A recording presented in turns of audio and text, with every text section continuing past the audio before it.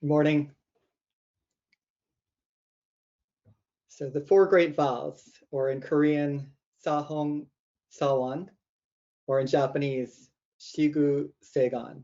Now, many of you are familiar with the four great vows. We do recite it each week and sing it in our service. And for those of you, if this is your first time, this happens at the very end of the service there.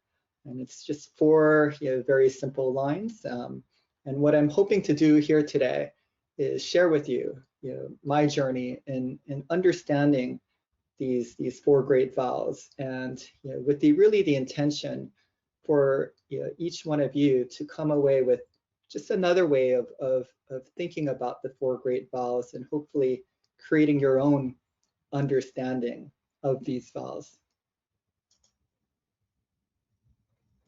So my talk will really be in three parts here.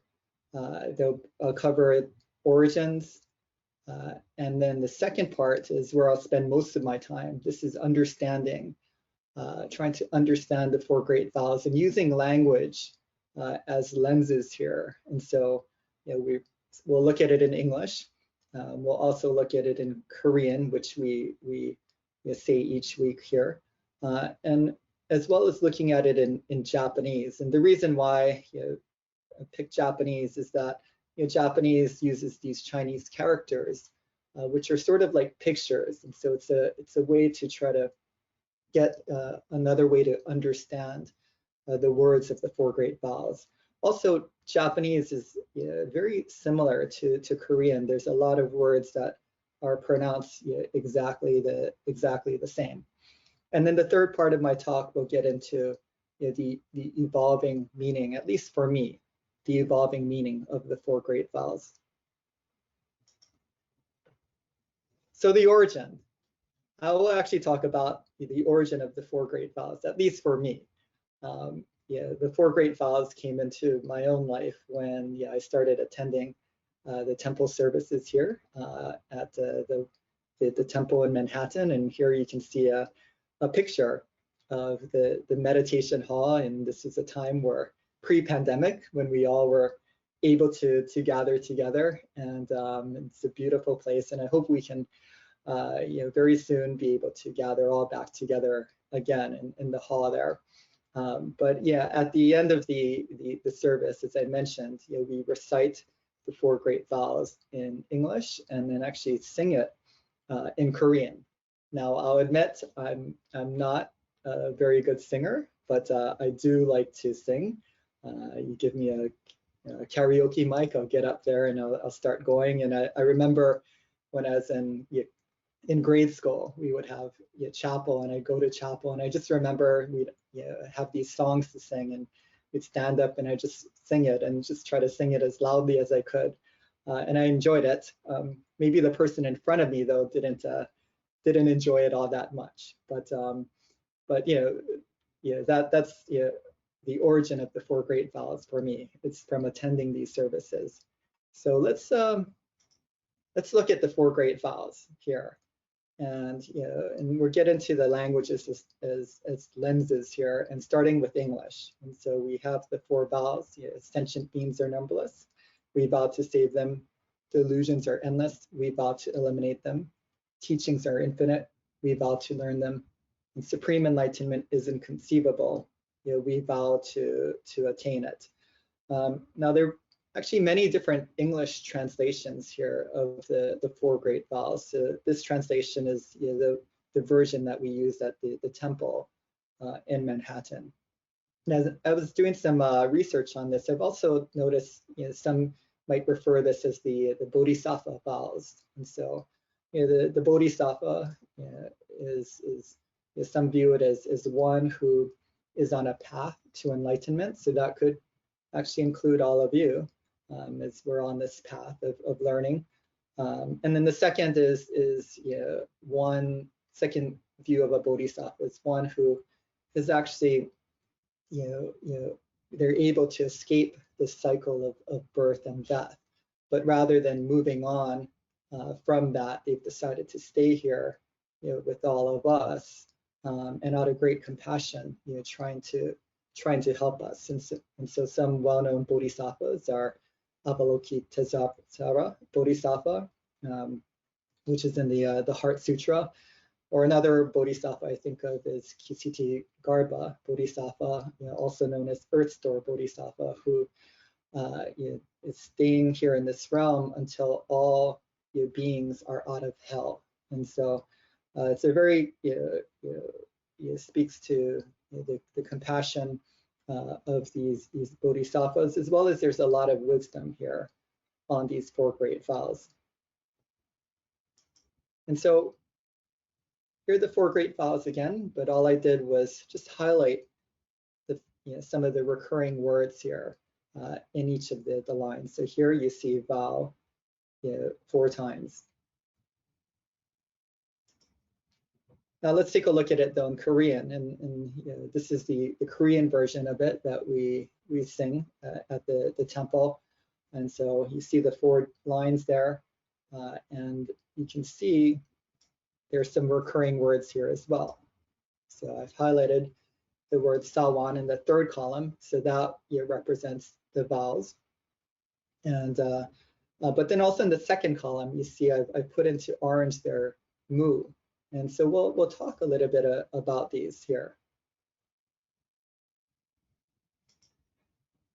Now here's the 4 great vows in the Korean characters. So probably not, this doesn't mean very much to you, and it didn't to me, at least until 6 months ago. I was fortunate to be able to take Korean classes courtesy of our fellow member Chris and his company, the Language Garage, and we also have Doyeon as our teacher. So I've been able to start to read some of these characters, and I'll just highlight again some of the recurring words. But that 3rd column, sawan, vow, and then in that 2nd column, that orange, those orange highlighted characters represent mu. So let's take a little closer look here at sawan or vow.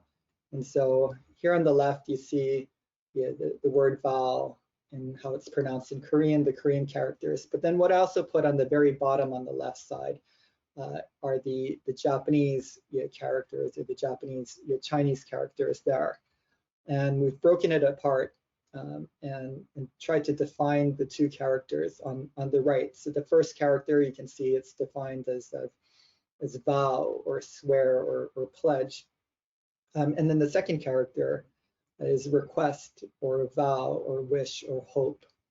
And so that you can see there are a couple of words here that are the same in both of these, the word vow. And sometimes you'll see words created that are repeats, a bit of a repeat of the same concept or theme to put those together. And that gets amplified there. And so, if we said, okay, well, what is this word vow? What does it mean? If we looked it up in the Merriam-Webster dictionary, we would see that it's a solemn promise, or it's a very formal or dignified promise. Now let's take a look at the other character mu that we highlighted. So here on the left, mu, then the Korean character, and then the Japanese character, it's also pronounced as mu. So mu in all cases there. And actually, you all are familiar with the character mu. Perhaps not directly, but it comes up quite often in the Heart Sutra, and it really starts to appear in the part of the Heart Sutra when it starts to talk about having no eyes, no ears, no nose, and then going on from there, no ignorance or no suffering and so forth. In Japanese, so actually the English translation of this, you see is nothingness or not, or nil or zero there. And coming back to the Heart Sutra, though, the Japanese version has 262 characters make up the Heart Sutra, and out of those 262 characters, the character mu shows up 21 times. So that's close to 10% of the Heart Sutra is this word mu.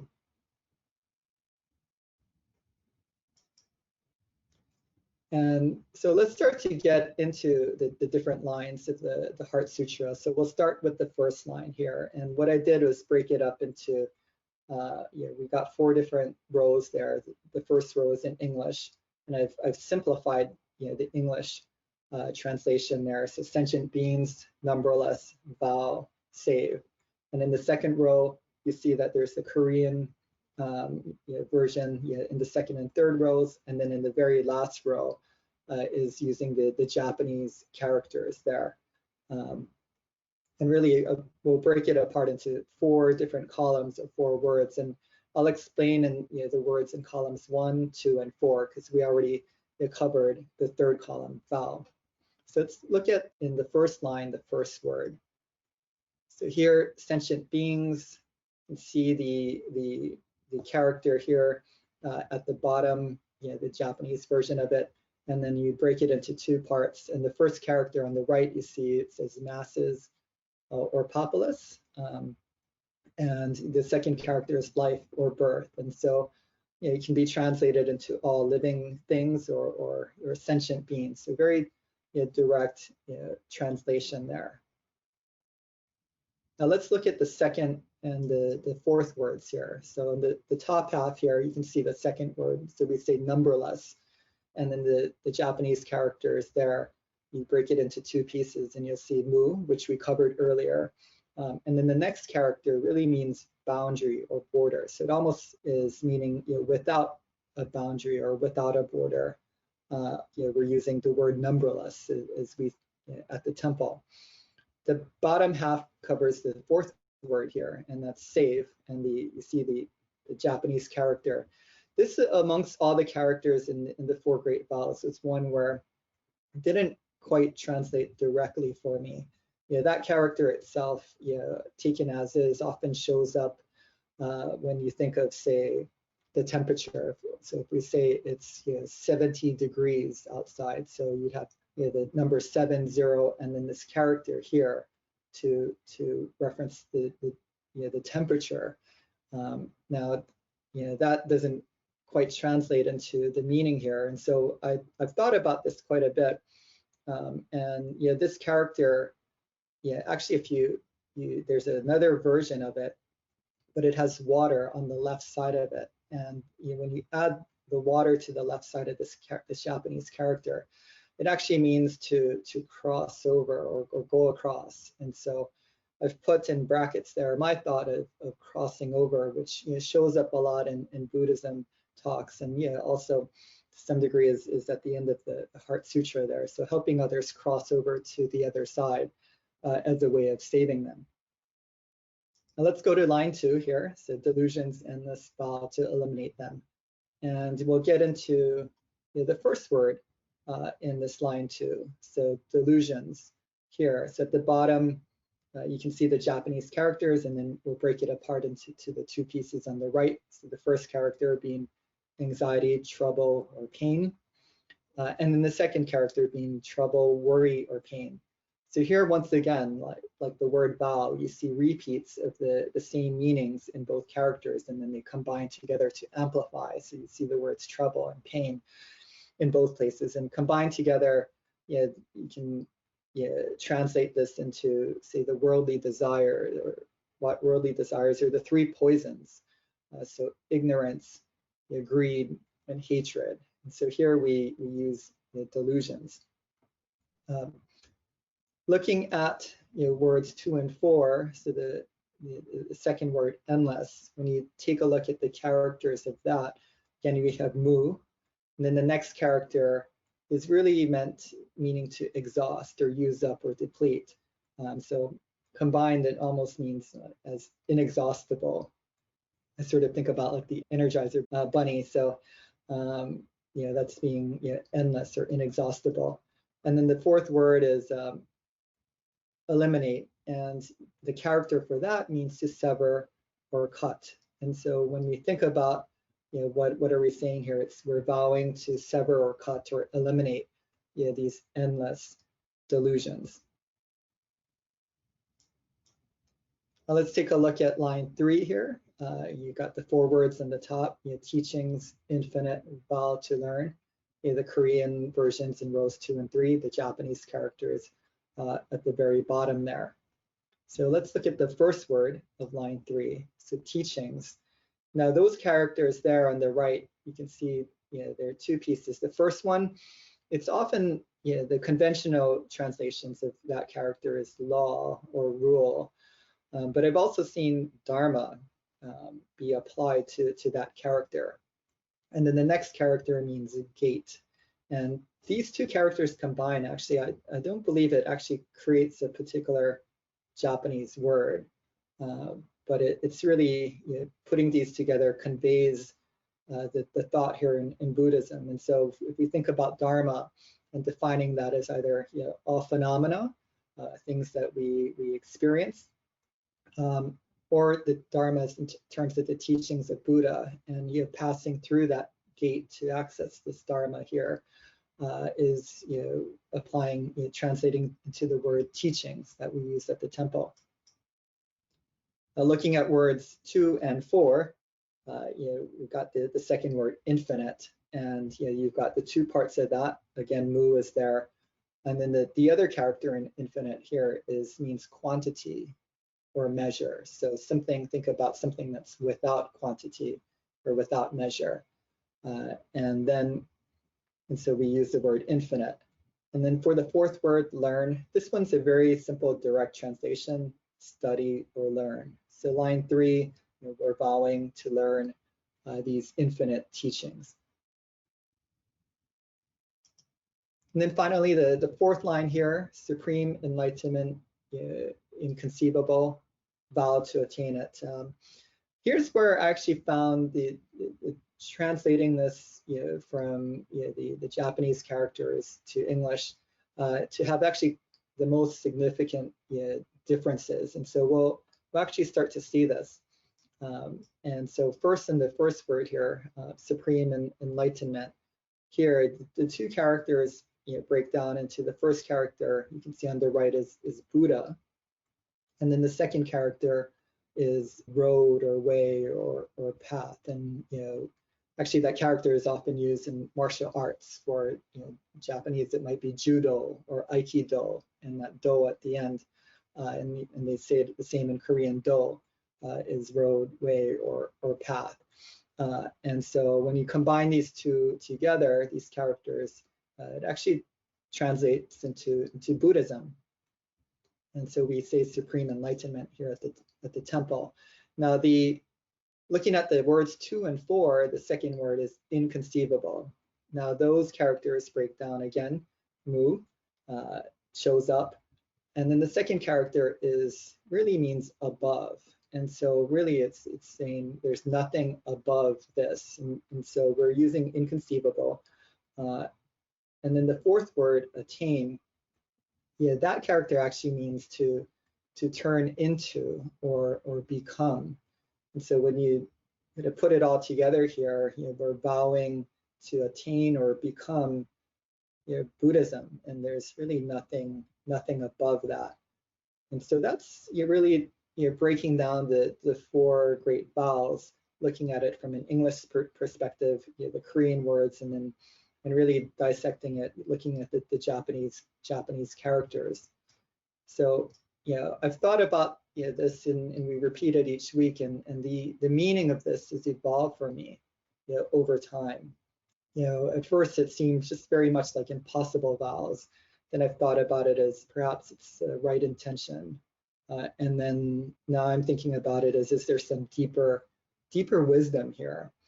And so just starting with the impossible vows, I mean, I like these vows. I think they're great. They're, as I mentioned earlier, very much it exhibits deep compassion for others. It also exhibits really deep wisdom, and having good understanding there, and it embodies all of that. But I thought, how the heck do you accomplish all this? How do you save all living beings, or how do you eliminate all delusions and learn all these teachings and attain supreme enlightenment? And so it almost felt defeating to some degree at the very beginning. Can this be even achieved? So thinking about this more, talking with some of you and just meditating on this, thought about this as really what we're doing here is we're making vows. And so, that's a bit different than saying we will do this. We're vowing to do something. So we're making a vow. So it's really setting a right intention to do these things there. And when we think about the Eightfold Path, right intention is part of that Eightfold Path. And then finally, I've been thinking about this more from a deeper wisdom standpoint and not thinking about the vows so much as something that we do, but does it help to shed more light on understanding Buddhism and Buddhist concepts there? And so some of these principles or concepts is that how everything is interconnected, how everything is changing, and how there's a certain unease or dissatisfaction without proper understanding or proper wisdom. And so if we just went back and thought about the word numberless, when I initially thought of that, I thought there's so many things, a whole bunch of finite things, it's so big. But if you think about it more, it's numberless. And so there's no number to it. Or when we looked at the Japanese characters, it meant without border. And so what is something without border? Can you really define it? It almost sounds like it's just one big interconnected thing that's there that has really no shape to it at all. And so it's probably constantly changing there. And so if you try to get too much into without the right understanding, trying to save all living beings, you'd be highly dissatisfied as a result. And I thought about it this another way, in terms of if you thought about the ocean and went out and you took a drop of water out of the ocean, and then you purified that drop of water somehow, and then you put that drop of water back into the ocean, would you ever be able to find that drop of water again? It's just part of the entire ocean there, and it's just which is interconnected, and it's ever changing there. And so one wouldn't get so caught up in saying, okay, I got to find that and make sure I got that drop of water and get this next drop of water. And so it's that again would be very dissatisfying. And so it's really about thinking about having a deeper wisdom or greater understanding, and setting the right intentions there is really how I've thought about it. So hopefully this talk gives you a little bit more insight and will help you think about the Four Great Vows. I'm sure your understanding will evolve and develop over time, similar to me. But with that greater understanding, hopefully at the end of the service here, when we sing the Four Great Vows, you can sing it perhaps just a little bit louder and sing it with a little more joy. So thank you.